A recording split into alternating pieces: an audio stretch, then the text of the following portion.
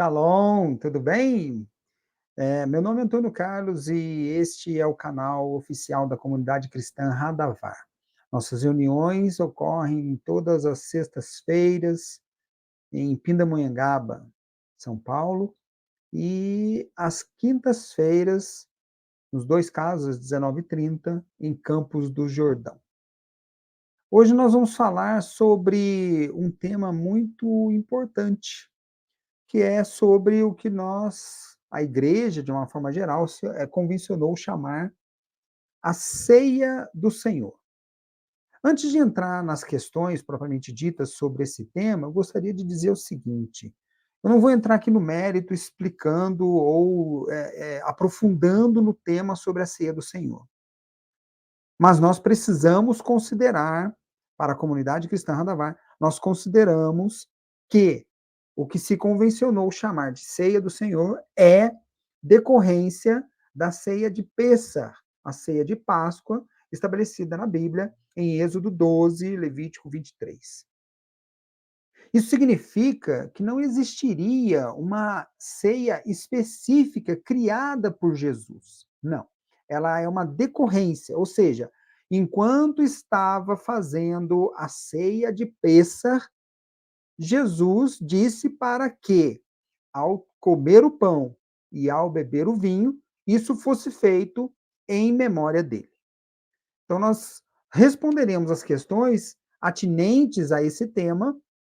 Eu separei 3 aqui, considerando isso. Nós precisamos considerar esse aspecto para podermos compreender as respostas. É lógico, as questões, cada resposta, né, dessas questões, elas suscitam estudos mais aprofundados, mais complexos, que podem decorrer de várias outras situações, citações, mensagens que poderiam ser incluídas no estudo. Mas nós não vamos aqui esmiuçar ou detalhar o estudo, não. Nós vamos responder de uma maneira bem rápida o que nós trabalhamos, como nós trabalhamos na comunidade cristã Radavar, tá bom? Então, eu vou compartilhar para que nós possamos é, é, é, continuar o estudo. Aqui, a ceia é para todos. Colocamos esse título justamente porque vai ser uma espécie de conclusão para nós. Então, tá aí, não existe uma regra para que nós estabeleçamos a ceia de Pêssego, perdão, a ceia do Senhor. Não existe. A Bíblia não fala quem pode participar, como que é para fazer. O que a Bíblia deixa bem claro, isso daí quem fala diferente, desculpa, nós não concordamos. Mas assim, a ceia, ela aconteceu, ela foi realizada durante a última ceia do Senhor, a ceia de Jesus. E essa última ceia ou foi, invariavelmente, inquestionavelmente, uma ceia de Pêssar. Não tem como falar diferente. É uma ceia de Pêssar. Na Bíblia não existem regras falando sobre essa ceia do Senhor. O que existe são algumas questões a respeito da Pêssar. E aí eu remeto você aos estudos que nós fizemos, ainda que bem superficiais, sobre a ceia da Pêssar. No canal você vai encontrar outro vídeo falando sobre a Pêssar. A primeira questão: crianças podem participar da ceia? Então, na comunidade, elas podem. Na nossa comunidade, elas podem. Crianças podem participar da ceia do Senhor. Ou, repito, daquilo que se convencionou chamar de ceia do Senhor. Nós fazemos isso em razão do que está previsto em Mateus 19,14. O que está registrado ali, esse versículo, diz assim: Jesus, porém, disse: deixai as crianças e não as impeçais de vir a mim, pois delas é o reino dos céus. O que está acontecendo aqui? Muito interessante. Jesus, ele foi procurado por algumas pessoas que levavam as crianças para que ele pudesse abençoá-las. Mas os discípulos se colocaram contra isso e não deixaram que as crianças chegassem até ele. E aí então ele falou: não impede as crianças de vir a mim, não. Porque delas é o reino dos céus. Olha que coisa interessante. Então, com base nisso aí, o que nós fazemos? Nós deixamos as crianças participarem da ceia, porque nós não podemos impedir as crianças de ir até Jesus, porque delas é o reino dos céus. Ora, se elas têm o reino dos céus, por que não podem participar da ceia? Não é mesmo? É bem isso. Então é isso, as crianças podem participar da ceia. Esse é o nosso ponto de vista. Segunda questão, quem poderia participar da ceia? Bem, de uma maneira bem mais ampla, aqui, ó, quem poderia, nós podemos dizer o seguinte: em princípio, como já falamos, não existem regras sobre essa ceia, essa dita ceia do Senhor. Porém, nós podemos compreender que Jesus veio, como está lá em João, capítulo 10, versículo 10, Jesus veio para que todos tivessem vida e vida em abundância. Em João 3,16, no Evangelho de João, capítulo 3, versículo 16, ele também fala que Deus entregou o seu Filho para que todo aquele que nele cresce não pereça, mas tenha vida eterna. E ele veio para isso, para que todos tivessem vida eterna. Em Mateus, capítulo 15, versículo 24, ele fala que veio para as ovelhas perdidas da casa de Israel. No primeiro momento, ele veio para as ovelhas perdidas da casa de Israel. Em um segundo momento, ele envia os discípulos para que tudo aquilo que ele falou para Israel pudesse ser disseminado às nações. E em Lucas, capítulo 5, versículos 31 e 32, ele chega a citar que ele veio para os pecadores. Ele veio para que todos aqueles que realmente precisavam dele tivessem acesso a ele. Que todos aqueles que precisam de Deus tenham acesso a Deus. Se isso é assim, nós não podemos restringir. Então, logo de cara, nós já falamos. Quem pode participar da ceia? Quem quiser. Em princípio, quem quiser. Nessa passagem das bodas do filho do rei, Mateus capítulo 22, versículos de 1 a 14, ele fala assim, ó, tá no versículo 2 lá do capítulo 22. O reino dos céus é semelhante a um rei que mandou realizar um banquete nupcial para seu filho. Olha que coisa interessante. Essa parábola, ela fala das bodas do filho do rei, mas essa parábola trata do reino dos céus. Isso é importante, trata do reino dos céus. E aí, para resumir a história, o rei manda os servos convidarem os nobres, as pessoas ali do relacionamento, mas essas pessoas não vão, elas não aceitam o convite, dão muitas desculpas. Não eram dignos, não se definiram como dignos, não foram dignos de participarem dessas bodas. E aí o rei o que faz? Ele manda os servos voltarem e buscarem quem quer que seja. Observa aqui, capítulo 22, versículo 8. Então disse o rei a seus servos: o banquete de casamento está posto, contudo, seus convidados não eram dignos. Eu estou aqui com a Bíblia King James. E no versículo 9: e depois as esquinas das ruas e convidai para as bodas todas as pessoas que encontrarem. Vou frisar aqui: todas as pessoas. E no versículo 10 há um arremate interessante. E assim os servos saíram pelas estradas e reuniram todos quantos puderam encontrar. Gente boa e pessoas más. E a sala do banquete das bodas ficou repleta de convidados. Olha que coisa interessante. Aqui, ó, tratando do reino dos céus, o rei manda chamar os bons e os maus para participar do banquete que ele montou, que o rei montou. O rei mandou montar, claro.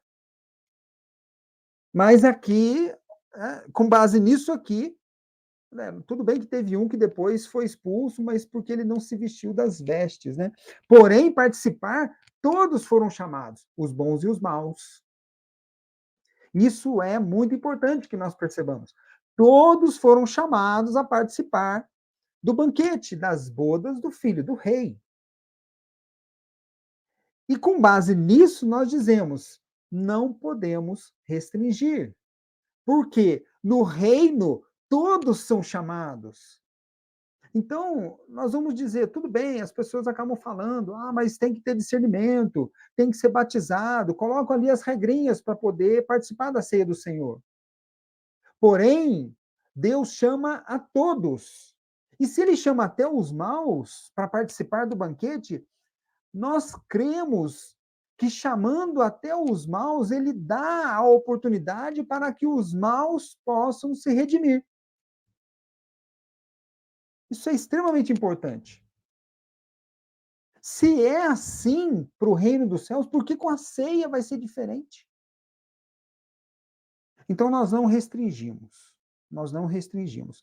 É óbvio que, eventualmente, alguma circunstância ou outra pode fazer com que uma pessoa não participe. Aí demandaria um outro vídeo mais detalhado. Mas nós chamamos a todos. Vem um visitante, nós convidamos a participar da ceia, porque a ceia é feita em memória de Jesus. Ponto. Certo? Terceira questão: é conveniente proibir alguém de participar da ceia? Bom, se nós chamamos todos, nós consideramos que não é conveniente proibir, pelos mesmos motivos. Aliás, as duas hipóteses que nós colocamos nas duas primeiras questões podem ser empregadas aqui. Nós vamos proibir as crianças? Não, porque delas é o reino dos céus. Nós vamos proibir quem quer que seja? Não, por quê? Porque todos são chamados ao reino. E, eventualmente, participar desse banquete, participar dessa ceia, que é um banquete, das bodas do filho, não deixa de ser uma oportunidade para a pessoa se entregar a Jesus. Mas aqui, ó, conveniente proibir? Não, não é conveniente. Todos podem participar. Agora, a Bíblia não traz uma regra restritiva. Ela não traz uma regra, um mandamento negativo que venha dizer, ó, essas pessoas não podem participar da ceia. A Bíblia não traz isso. Essas pessoas, as regras, né? Essas pessoas não podem participar. Essas pessoas não podem. A ceia não pode ser feita dessa forma. Não, a Bíblia não traz. Existem interpretações que são feitas sobre determinadas passagens. E é nisso que nós nos baseamos. Por isso, nós colocamos o nosso ponto de vista, procurando ser o mais inclusivo possível, na ceia. Mas que a Bíblia não possui regras, isso já falamos. Portanto, se a Bíblia não coloca regras proibitivas, não cabe ao homem fazer isso. Nem Paulo, quando falou lá na carta aos Coríntios, a primeira carta aos Coríntios, capítulo 11, nem Paulo vem restringir, porque ele chega a falar no seu versículo 28, examine, pois, o homem, examine, pois, cada um a si próprio, e dessa maneira come o pão e beba do cálice. Ele fala que come para condenação, tal. Mas observa, ele coloca dessa forma, mas ele não proíbe a participação. Ele apenas alerta, mas proibir ele não proíbe. É lógico que essa é uma questão de consciência de cada um, menos das crianças, porque delas é o reino dos céus. Não tem como. Mas os outros podem entrar nessa questão de consciência. Porém, a Bíblia não proibiu. Paulo veio com essa regra de consciência, mas isso não é uma proibição. As regras proibitivas devem ser claras. Até porque a mesa é do Senhor. Isso é certo. A mesa do Senhor, é ele que pôs a mesa. Na parábola das bodas do filho do rei, deixou bem claro: o rei mandou montar a mesa lá, o banquete. Então a mesa é dele. Ele é que manda montar, ele é que manda fazer, ele é que chama. Então nós não podemos restringir onde a Bíblia não restringe. Outra coisa importante, interessante para se ver é que nós chegamos a falar que a ceia do Senhor, ou aquilo que se convencionou chamar de ceia do Senhor, é uma decorrência da Pêssar. Ou seja, em Êxodo 12 está mandando lá comer o cordeiro, pão sem fermento e ervas amargas. Porém, num determinado momento dessa ceia, né, eles comem o pão sem fermento e bebem o vinho. isso aí dá para a gente fazer um estudo depois, mais detalhado sobre isso, óbvio, já falei, sobre todas as questões podem ser feitos estudos mais detalhados. Mas eles comem o pão e bebem do vinho, em casa, porque a ceia da peça é feita em casa. Jesus fez em um salão, em uma casa. Ele não fez no templo, não é o caso. Ele não fez numa sinagoga. Tampouco num lugar lá, o salão estava escrito lá igreja ou denominação tal. Não, não existia. Aliás, se nós dizemos que a igreja de Jesus começou em Atos 2, aqui ele não começou a edificar verdadeiramente ainda. Então não é a igreja, é Jesus reunido com seus discípulos numa ceia de Pêssar. E uma ceia de Pêssar feita em casa, ela conta com a participação de todos, homens, mulheres, idosos, crianças, até o estrangeiro, né, tem regra na Bíblia falando disso, até o estrangeiro que vive em Israel poderia participar. É óbvio que falar que a ceia é feita em casa não significa, porém, uma regra restritiva ou proibitiva de fazer numa igreja, numa denominação, num templo, numa sinagoga, sei lá, sinagoga, né? Os judeus messiânicos empregam a ceia numa sinagoga. Eles fazem, em memória de Jesus. Então, não é uma regra proibitiva, pelo contrário, pode ser feito. Mas isso também não significa que em casa não possa ser feito. Pelo contrário, eu creio que esse seria o padrão, fazer em casa. Porque a Bíblia mostra que a ceia do Senhor, quando ele instituiu, ele fez em uma casa. Ele estava em uma casa com os seus discípulos. E como Paulo não proibiu, ele apenas alertou, né, considerando tudo isso, nós colocamos a ceia do Senhor em uma regra que é permissível, ela permite que todos que estejam conosco participem. Até porque nós consideramos a ceia para todos como um momento de comunhão. Um momento de comunhão. E importante de se perceber é que esse momento de comunhão, ele é feito em memória de Jesus. São as próprias palavras de Jesus. Fazer isto em memória de mim. E nessa primeira carta aos Coríntios, Paulo deixa claro isso. Observa, logo após ele tomou o pão, deu graças, partiu e disse: Isso é o meu corpo que é dado por vós. Fazer isto em memória de mim. Portanto, ele entregou o pão para que eles comessem em memória dele. Do mesmo modo, depois de comer, só que aí, veja bem, depois da ceia, né? Ele tomou o cálice e declarou: Este cálice é a nova aliança no meu sangue. Fazer isso todas as vezes que beberdes, em memória de mim. Então, tanto comer o pão sem fermento, quanto beber do vinho, o suco de uva, isso é feito em memória de Jesus. Não podemos inserir palavras na Bíblia, entre aspas, pela própria interpretação, onde elas não existem. Portanto, Jesus disse: fazei isto em memória. Como nós dizemos que essa parte, essas palavras de Jesus, ocorreu no ambiente, né, numa celebração de uma ceia de Pêssar, portanto, ele não retirou o caráter memorial da própria ceia de Pêssar, porque em Êxodo 12 diz que a ceia é um memorial pelas próximas gerações, por todas as gerações. Um memorial eterno, perpétuo, melhor dizendo. E aqui ele dizendo: olha, somente quanto ao pão e quanto ao vinho, façam memória de mim. Então, o caráter de memorial de toda a peça permaneceu. E o caráter memorial é adotado por Jesus na própria ceia do Senhor. É para ser feito em memória dele. Ele que falou. Talvez a igreja tenha criado regras ou estabelecido situações, circunstâncias, condições, além disso, porque se é feito em memória dele, restringir a participação pela memória dele, eu creio que seja demais.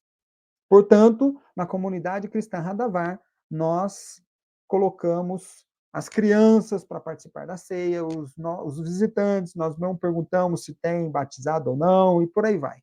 Por quê? Por uma questão de reino. O reino dos céus chama a todos, então nós chamamos a todos. Amém? É isso. Essas são as questões de hoje sobre a ceia do Senhor, porque nós consideramos que a ceia é para todos. Uma ótima semana para vocês. Shalom!